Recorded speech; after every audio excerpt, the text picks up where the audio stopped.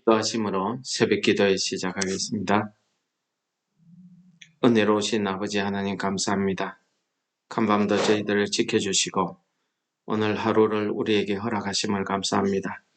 오늘 하루를 우리가 살아갈 때에 우리를 위해서 일하고 계시는 하나님을 볼 수 있는 우리의 영적 눈이 뜨여지게 도와주시옵소서. 오늘 하루도 우리와 동행하여 주실 줄 믿고 예수님 이름으로 감사 기도드립니다. 아멘. 우리 찬송하시겠습니다. 찬송가 545장입니다. 이 눈에 아무 증거 아니 배어도 믿음만을 가지고서 늘 걸으며 이 귀에 아무 소리 아니 들려도 하나님의 약속 위에 서리라. 걸어가세 믿음 위에 서서 나가세 오심 버리고 걸어가세 믿음 위에 서서 눈과 귀에 아무 증거 없어도 이 눈에 보기에는 어떠하든지 이미 얻은 증거대로 늘 믿으며 이 맘에 오심 없이 살아갈 때에 우리 소원 주 안에서 이루리. 걸어가세 믿음 위에 서서 나가세 오심 버리고 걸어가세 믿음 위에 서서 눈과 귀에 아무 증거 없어도 주님의 거룩함을 두고 맹세한 주 하나님 아버지는 참 미쁘다. 이 귀한 모든 약속 믿는 자에게 능치 못할 무슨 일이 있을까. 걸어가세 믿음 위에 서서 나가세 오심 버리고 걸어가세 믿음 위에 서서 눈과 귀에 아무 증거 없어도. 우리 오늘은 창세기 30장입니다. 1절부터 마지막 절까지 제가 읽어드리고 27절을 통해서 말씀을 전하도록 하겠습니다. 라헬이 자기가 야곱에게서 아들을 낳지 못함을 보고 그의 언니를 시기하여 야곱에게 이르되 내게 자식을 낳게 하라. 그렇지 아니하면 내가 죽겠노라.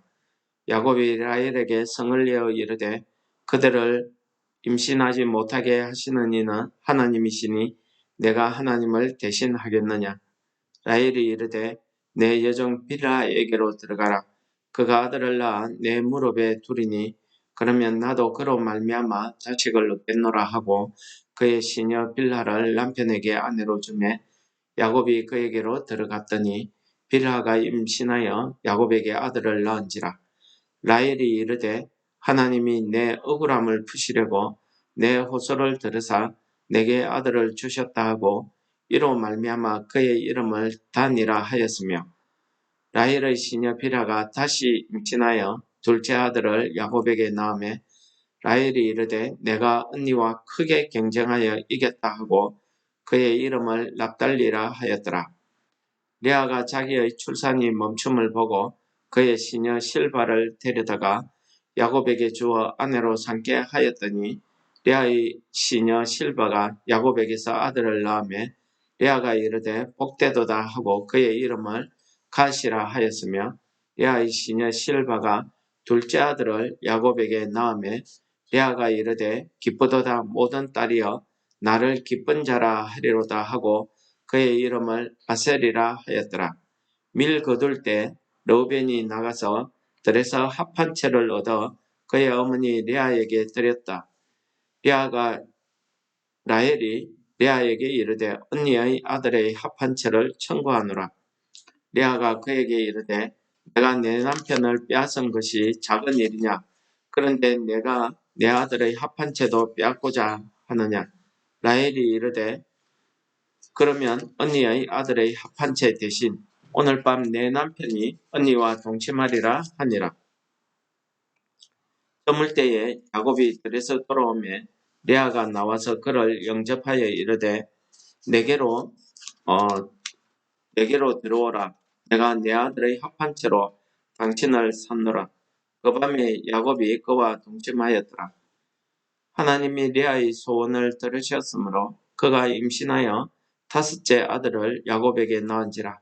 레아가 이르되 내가 내 시녀를 내 남편에게 주었으므로 하나님이 내게 그 값을 주셨다 하고 그 이름을 이사가리라 하였으며 레아가 다시 임신하여 여섯째 아들을 야곱에게 낳은지라.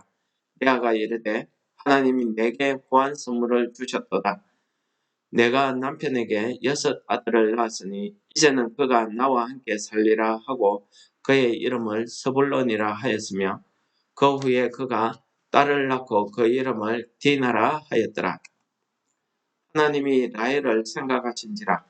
하나님이 그의 소원을 들으시고 그의 태를 여셨으므로 그가 임신하여 아들을 낳고 이르되 하나님이 내 부끄러움을 씻으셨도다 하고 그 이름을 요셉이라 하니 여호와는 다시 다른 아들을 내게 낳으시기를 원하노라 하였더라. 라헬이 요셉을 낳았을 때에 야곱이 라반에게 이르되 나를 보내어 내 고향 나의 땅으로 가게 하시되 내가 외삼촌에게서 일하고 얻은 처자를 내게 주시어 나로 가게 하소서. 내가 외삼촌에게 한 일은 외삼촌이 아시나이다. 라반이 그에게 이르되 여호와께서 너로 말미암아 내게 복 주신 줄을 내가 깨달았노니 내가 나를 사랑스럽게 여기거든 그대로 있으라. 또 이르되 내 품삯을 정하라. 내가 그것을 주리라. 야곱이 그에게 이르되 내가 어떻게 외삼촌을 섬겼는지 어떻게 외삼촌의 가축을 쳤는지 외삼촌이 아시나이다. 내가 오기 전에는 외삼촌의 소유가 적더니 번성하여 때를 이루었으니 내 발이 이르는 곳마다 여호와께서 외삼촌에게 복을 주셨나이다. 그러나 나는 언제 난 내 집을 세우리이까. 라반이 이르되 내가 무엇으로 내게 주랴. 야곱이 이르되 외삼촌께서 내게 아무것도 주시지 않아도 나를 위하여 이 일을 행하시면 내가 다시 외삼촌의 양떼를 먹이고 지키리이다. 오늘 내가 외삼촌의 양떼에 두루 다니며 그 양 중에 아롱진 것과 점 있는 것과 검은 것을 가려내면 또 염소 중에 점 있는 것과 아롱진 것을 가려내리니 이 같은 것이 내 품삯이 되리이다. 후일에 외삼촌께서 오셔서 내 품삯을 조사하실 때에 나의 공의가 내 대답이 되리이다. 내게 혹시 염소 중 아롱지지 아니한 것, 점이 없는 것이나 양 중에 검지 아니한 것이 있거든 다 도둑질한 것으로 인정하소서. 라반이 이르되 내가 내 말대로 하리라 하고 그날에 그가 숫 염소 중 얼룩무늬 있는 것과 점 있는 것을 가리고 암 염소 중 흰 바탕에 아롱된 것과 점 있는 것을 가리고 양중의 검은 것들을 가려 자기 아들들의 손에 맡기고 자기와 야곱의 사이를 사흘 길이 뜨게 하였고 야곱은 라반의 남은 양떼를 치니라. 야곱이 버드나무와 살구나무와 신풍나무의 푸른 가지를 가져다가 그것들의 껍질을 벗겨 흰 무늬를 내고 그 껍질 벗긴 가지를 양떼가 와서 먹는 개천의 물 구유에 세워 양떼를 향하게 하며 그 떼가 물을 먹으러 올 때에 새끼를 베니 가지 앞에서 새끼를 뱀으로 얼룩얼룩한 것과 점 있고 아롱진 것을 넣은지라. 야곱이 새끼 양을 구분하고 그 얼룩무늬와 검은빛 있는 것을 라반의 양과 서로 마주보게 하며 자기 양을 따로 두어 라반의 양과 섞이지 않게 하며 튼튼한 양이 새끼 별 때에는 야곱이 개천에다가 양떼의 눈앞에 그 가지를 두어 양이 그 가지 곁에서 새끼를 베게 하고 약한 양이면 그 가지를 두지 아니하니 그렇게 함으로 약한 것은 라반의 것이 되고 튼튼한 것은 야곱의 것이 된지라. 이에 그 사람이 매우 번창하여 양떼와 노비와 낙타와 나귀가 많았더라. 네. 오늘 우리 본문 말씀을 보시면은 본문 말씀에서 내용은 지난 29장에 이어지는 그러한 내용입니다. 여기에서 우리가 네 사람이 인물이 등장하고 그들의 생활상이 그대로 나타나 있습니다. 우리는 오늘 본문에서 그들이 어떠한 삶을 살고 있는지 우리가 살펴볼 수 있겠습니다. 우리 1절에 나타난 것은 먼저 라헬입니다. 라헬은 1절에서 언니 리아가 아이 낳는 것을 시기하였다고 말하고 있습니다. 그래서 그는 야곱에게 나도 아이를 갖게 해달라고 요구하면서 자기의 몸종 빌하를 야곱에게 아내로 주었습니다. 이는 아이를 낳지 못한 라헬이 할 수 있는 아마 최선의 방법이었을 겁니다. 아이를 낳지 못해서 아들이 많이 있는 아내 레아가 부러웠을 것입니다. 그래서 시기하였다고 본문에서 이야기하고 있습니다. 그러나 이 라헬에게는 22절에서 하나님이 라헬을 생각하신지라 하나님이 그의 소원을 들으시고 그의 태를 여셨으므로 라고 말하고 있습니다. 즉 하나님께서 라헬의 소원, 그의 기도를 들으셨다는 것입니다. 비록 라헬은 남편의 사랑을 받고 있었지만 아이를 낳지 못한 자신이 어떻게 하든지 아이를 낳아서 자기의 부끄러움을 싣고 자기도 야곱에게 떳떳한 아내의 역할을 아마 하고 싶었을 것입니다. 그래서 자기는 자기 시녀를 남편에게 주어 두 아들을 얻었습니다. 그렇지만 뭔가 부족한 것이 있습니다. 자기가 직접 아들을 낳지 못했다는 것을 자기의 수치로 그렇게 생각했던 것입니다. 그래서 23절에서 보시면은 하나님이 내 부끄러움을 씻으셨다고 하고 그렇게 그의 아들 이름을 요셉이라고 이렇게 부르고 있는 것을 우리가 보게 됩니다. 라헬은 그를 생각하시는 하나님의 은혜를 잊게 된 것입니다. 하나님은 라헬의 마음의 소원, 그 기도를 들어주셨던 것입니다. 나의 노력으로 할 수 없었던 일을 하나님께서는 그에게 은혜를 베풀어 주신 것입니다. 라헬은 그저 하나님을 생각하지 못했습니다. 라헬은 살아가면서 자기가 할 수 있는 최선의 일을 했습니다. 그리고 자기가 하나님 앞에 기도했습니다. 그런 마음의 소원을 가지고 있었던 것이죠. 근데 하나님께서 이 라헬의 마음의 소원을 들으시고 그의 태를 열어주신 것입니다. 그의 부끄러움을 씻어주신 것입니다. 두 번째는 우리가 레아의 삶을 우리가 살펴볼 수 있습니다. 레아는 19장에 이어서 계속해서 남편의 사랑을 독차지하고 있는 자신의 입장에서는 남편을 빼앗아간 라헬이 믿기도 하고 부럽기도 했을 것입니다. 아이를 많이 낳았지만 아직도 자기가 남편의 사랑을 받지 못했기 때문에 항상 남편의 사랑을 받고 있는 라헬이 아마 부러웠을 것입니다.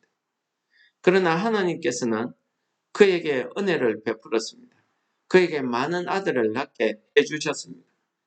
그는 비록 남편의 사랑은 받지 못했지만 그의 아들들을 통해서 위로를 받고 있는 것을 볼 수가 있습니다. 14절에 보시면은 밀 거둘 때에 르우벤이 나가서 들에서 합 한 채 하나를 얻어 자기 어머니 레아에게 줍니다. 이 레아는 그 합 한 채를 받아서 그 아들에게 그러한 위로를 받고 있었다는 말이 되겠습니다. 그리고 그는 이 합 한 채를 라헬이 요구하는 요구에 따라서 그 합 한 채를 주고 남편과 동침하게 되는 일을 하게 됩니다. 17절에 보시면은 이때에도 하나님께서는 이 레아의 소원을 들어서 레아가 아들을 낳게 해주셨다는 사실을 이야기하고 있습니다. 그 이후로 레아는 18절, 19절에 계속해서 결국 야곱에게 6아들과 딸 하나 디나를 낳게 되었던 것입니다. 이렇게 레아는 남편의 사랑을 얻기 위해서 자기가 할 수 있는 그런 최선의 일을 했습니다. 그리고 그 가운데에 하나님께서 이 레아의 그러한 소원을 들어주신 것입니다. 그 다음에 오늘 우리가 야곱을 볼 수가 있겠습니다. 이 야곱은 아마 이 외삼촌 라반에 대해서 불만이 많이 있었던 것 같습니다. 외삼촌의 일을 해주고 있었지만은 본인이 원하는 만큼의 그런 대가 이걸 받지 못했다고 생각을 아마 했을 겁니다. 그래서 라헬이 요셉을 낳았을 때에 자기는 이제 외삼촌을 떠나야 되겠다고 생각하고 외삼촌에게 집을 떠나겠다고 이야기합니다. 그런데 외삼촌이 이 야곱을 만류합니다. 외삼촌이 이 야곱 하나님께서 이 야곱과 함께 하심을 알았던 것입니다. 그래서 이 야곱은 외삼촌의 만류에 의해서 다시 머물게 되면서 외삼촌과 새로운 계약을 맺게 됩니다. 그것도 아주 치밀하게. 우리가 그냥 보면은 아주 손해보는 것 같습니다. 왜 그러냐 하면은 양떼 중에 아롱지고 점있고 이런 경우에는 주로 유전학적으로 이렇게 잘못된 경우, 약한 경우 이런 경우에 나타난다고 합니다. 그러니까 삼촌 라반이 들었을 때에는 뭐 별 대수롭지 않죠. 뭐 그런 약한 쪽에 양들이나 염소를 가져가겠다 하니까 흔쾌히 허락을 했을 겁니다. 그러나 이것은 야곱이 아주 치밀하게 계산한 계산 속에서 이루어진 계약이었습니다. 그냥 보면은 손해보는 것 같지만은 자기가 어떻게 하면은 외삼촌의 재산을 통해서 자기의 부를 쌓을지를 아마 다 알고 있었던 것 같습니다. 그래서 그는 외삼촌의 재산을 통해서 이렇게 부를 쌓는 일에 성공했다는 내용이 오늘 마지막 절에 나타나고 있는 것입니다. 그리고 그의 이러한 인간적인 계산, 이런 인간적인 노력에 있어서는 하나님의 도우심이 있었습니다. 왜 그렇습니까? 우리가 생각할 때에 야곱이 그 나무가지에 푸른 가지를 가지고 와서 거기에 겁지를 벗기고 양들이 물을 먹을 때에 그 겁지를 둬서 바라보게 했다. 그래서 점박이나 아롱진 것, 검은 것이 태어나게 했다. 이렇게 이야기하고 있습니다. 물론 뭐 그럴 수도 있겠습니다. 그러나 아무리 그러한 일을 했다고 해서 그 양들이 그런 푸른 나뭇가지에 벗겨진 그런 부분을 봤다고 새끼 뵐 때마다 그렇게 된다는 것은 이것은 있을 수 없는 일입니다. 우리가 생각해 봐도 이해가 되지 않는 부분입니다. 우리가 알 수 있는 것은 하나님께서 야곱이 하는 그 일을 통해서 하나님이 배후에 역사하고 있더라는 것입니다. 그래서 하나님께서 자연스럽게 외삼촌 라반의 양떼에서 그의 양떼를 가질 수 있도록 이렇게 하나님의 도우심이 거기에 작용을 했다는 것을 우리가 쉽게 알 수 있습니다. 마지막으로 우리는 오늘 본문에 나타난 외삼촌 라반을 볼 수 있습니다. 그의 생활을 볼 수 있습니다. 그는 아마 조카 야곱을 통해서 자기 재산이 이렇게 불어난 것에 대해서 하나님이 이 아이를 통해서 내게 복 주셨다는 것을 알고 있었던 것 같습니다. 그래서 27절에 이렇게 이야기합니다. 여호와께서 너로 말미암아 내게 복을 주신 줄을 내가 깨달았노니 내가 나를 사랑스럽게 여기거든 그대로 있으라 이야기합니다. 이것은 자기가 이 야곱을 통해서 하나님이 복을 주시더라는 것을 이미 알고 있었다는 사실을 이야기하는 것입니다. 그래서 라반은 이 야곱을 자기 재산을 누리고 부를 누리는데 이용하려고 합니다.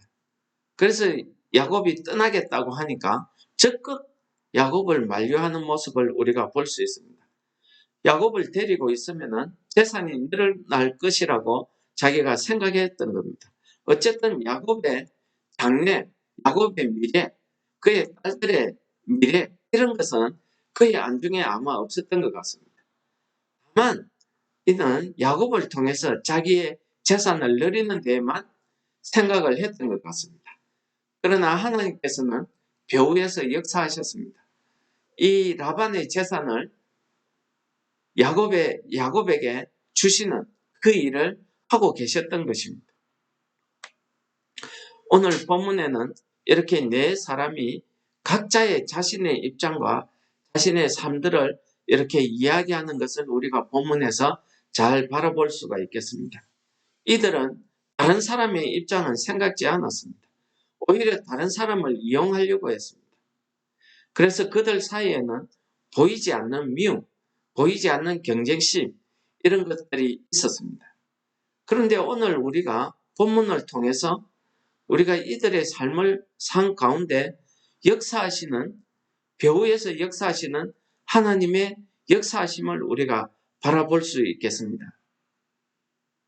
29장에서 레아를 돌보시던 하나님은 오늘 본문 22절에서 라헬을 생각하셨다고 이야기합니다.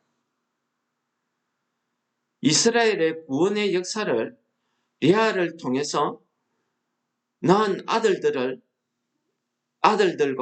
라헬을 통해서 낳은 아들들, 그의 시녀들을 통해서 낳은 아들들을 통해서 하나님께서는 야곱 이후에 하나님의 나라의 모형이 되는 이 이스라엘의 12지파를 세우시기 위해서 이렇게 일을 하셨다는 것을 우리는 창세기서를 통해서 쭉 그 내용을 살펴보고 있는 것입니다. 이러한 하나님의 구원의 역사 중에서는 레아 같은 경우에는 레아의 네 번째 아들 유다를 우리가 봅니다. 이 유다가 누굽니까? 이 유다를 통해서 결국 다윗의 자손이 태어나고, 다윗이라는 자손이 태어나고, 이 다윗의 자손의 후손을 통해서 예수 그리스도, 만왕의 왕 되시는 메시아 예수 그리스도가 태어나는 그런 역사가, 구원의 역사가 이루어진 것을 볼 수가 있습니다. 어디 그뿐이겠습니까? 라헬은 어떻습니까? 라헬이 낳은 이 아들 요셉, 하나님께서는 아브라함에게 약속하셨던 그 축복의 약속, 이삭이 받게 하고, 이삭이 받은 그 약속, 그 언약의 축복, 그것을 야곱이 받게 하셨습니다. 그 야곱의 축복을 결국 누가 받습니까? 레아가 낳은 장자 르우벤도 아니고요, 그가 택한 유다도 아니었습니다. 결국 누굽니까? 이 요셉을 통해서 하나님께서는 그 이스라엘 백성들을 구원하시는 그 구원의 역사를 이루셨던 것입니다.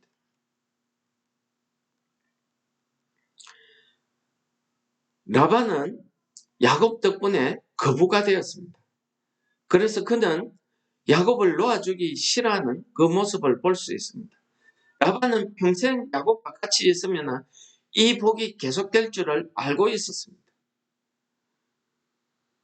오히려 야곱도 마찬가지 아니겠습니까? 라반의 재산을 이용을 해서 그가 부자가 되는 모습을 볼 수 있습니다. 이러한 그들의 삶의 배후에서는 아브라함에게 약속하셨던 하나님의 그 언약을 이루어 가시는, 배후에서 하나님이 이루어 가시는 그 하나님의 역사가 있었던 것입니다. 레아와 라헬은 자기가 서로 남편의 사랑을 받기 위해서 경쟁적으로 아이를 낳고 있었지만은 결국은 그러한 모습, 그러한 삶의 결과를 통해서 이스라엘의 12지파가 나오게 되었던 것입니다. 이들을 통해서 하나님은 그 하나님의 나라가 이 땅에 이루어지는 것을 원하셨고, 그 하나님의 나라의 모형을 이 12지파를 통해서 보여주십니다. 그리고 이 이스라엘을 통해서 하나님이 다스리는 그 하나님의 나라가 어떠하다는 것을 우리에게 보여주시기 위해서 이 일을 하고 계신다는 것을 우리가 오늘 본문에서 볼 수 있었던 것입니다. 오늘 이 본문이 우리에게 말씀하고 있는 것은 무엇이겠습니까? 우리도 오늘 하루의 일상을 살아가지만은 우리 삶의 배후에서 일하시는 하나님을 바라볼 수 있는 그러한 영적인 눈을 가지시기를 바랍니다. 저는 오늘 본문에서 나오는 이러한 네 사람이 하나님의 그런 역사하심을 바라볼 수 있는 이 영적인 눈을 바라보았다면 과연 그들의 삶이 어떠했을까 다시 한번 되돌아보게 되는 것입니다. 그들이 서로 미워하고 서로 경쟁하고 그러한 삶이 아니라 서로를 돌아볼 수 있는, 역지사지할 수 있는 그러한 사랑의 눈으로 하나님이 도우시는 그 하나님의 도우심, 일하심을 보지 않았겠습니까? 좀 더 서로를 사랑하며 좀 더 행복한 그러한 삶을 살 수 있었을 것입니다. 하나님의 사랑을 실현해가는 그러한 가정을 만들 수 있었을 것입니다. 여러분, 다윗은 시편 19편 8절에 이렇게 이야기합니다. 여호와의 계명은 순결하여 눈을 밝게 한다고 찬송하고 있습니다. 이때 이 눈은 에나임이라는 복수형을 쓰고 있습니다. 우리가 보통 눈이라면은 우리 눈에 대해서는 우리 양쪽 눈을 가리킬 때도 있지만은 한쪽 눈을 이야기할 때도 있습니다. 그런데 여기에서는 양쪽의 눈을 이야기하고 있는 것입니다. 하나님께서 우리에게 두 눈을 주신 이유가 무엇이겠습니까? 우리가 이 현실을 바라보고 살아가지만은 우리에게는 또 하나의 눈을 주신 것입니다. 우리가 하나님을 바라볼 수 있는, 우리가 이 땅에서 살아갈 때에 나만 한쪽만 바라보는 것이 아니라 다른 한 눈으로 다른 사람들을 또 바라볼 수 있는 그러한 눈을 우리에게 주신 것 아니겠습니까? 하나님이 우리에게 두 눈을 주신 것은요, 우리 배후에서 역사하고 계시는 그러한 하나님의 역사를 바라볼 수 있는 그러한 영적인 눈을 뜨라고 우리에게 주신 것 아니겠습니까? 우리가 이러한 영적인 눈을 통해서 이러한 하나님의 역사를 보기 위해서는 오늘 다윗이 이야기하는 것처럼 하나님의 그 계명, 하나님의 그 말씀을 우리가 날마다 묵상하게 되면 우리에게 이 영적인 눈이 밝아진다고 이야기하고 있습니다. 그렇습니다. 우리가 매일 하나님의 말씀을 묵상하고 그 말씀을 의지해서 살아간다고 하면 우리는 분명 어제와는 다른 우리의 삶을 살 것입니다. 우리가 보지 못했던 하나님의 그 은혜를 발견하고 우리가 서로 이웃을 향해서 하나님의 그 인자하심, 하나님의 그 사랑을 베풀어 감으로써 우리를 통해서 하나님의 그 사랑의 하나님, 그 하나님의 역사하심을 다른 사람에게 전할 수 있는 그러한 삶을 살게 되지 않겠습니까? 오늘 하루도 우리가 그러한 하나님의 사랑을 실천하면 우리 배후에서 우리를 도우시는 그 하나님의 도우시는 그 은혜를 바라볼 수 있는 영적인 눈을 다 소유하시는 그러한 성도님들이 다 되시기를 축원합니다. 기도하겠습니다. 하나님 아버지 감사합니다. 오늘 하나님 아버지께서 이 말씀을 통해서 우리에게 역사하시는 그 하나님의 역사를 우리가 바라볼 수 있게 하심을 감사드립니다. 하나님 아버지, 우리에게 영적인 눈을 뜨게 하시고 우리에게 주신 그 두 눈을 향해서 우리가 우리 이웃을 바라볼 수 있게 하여 주시옵소서. 우리가 이 땅을 살아가면서 우리가 오늘 이 하루를 살아가면서 하나님의 그 사랑을 실천해가는 우리의 삶이 되게 인도하여 주시옵소서. 예수님 이름으로 감사 기도드립니다. 아멘. 하늘에 계신 우리 아버지여, 이름이 거룩히 여김을 받으시오며 나라에 임합시오며 뜻이 하늘에서 이루어진 것 같이 땅에서도 이루어지이다.